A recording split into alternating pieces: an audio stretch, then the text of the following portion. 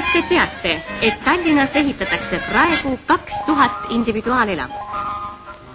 Tekivad terved uusehituste rajoonid.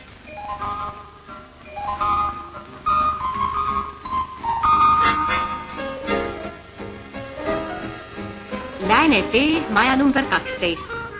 Siin elab ka Tallinna autokooli õppejõud, endine hävituslendur Arseni Palu oma perekonnaga.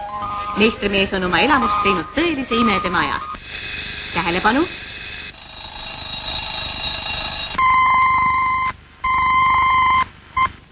Siin Tallinn. Isegi elektrikohvikan lülitub sisse automaatselt. Kuid siin võib sattuda ka teistsugustele sürpriisidele.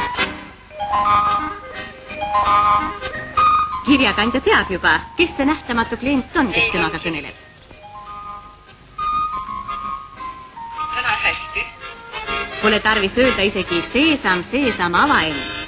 Tänapäeva fotorakk on hulga taigukam kui muistne araabia võlur. Huvitav maja, eks? Tehke siis järele.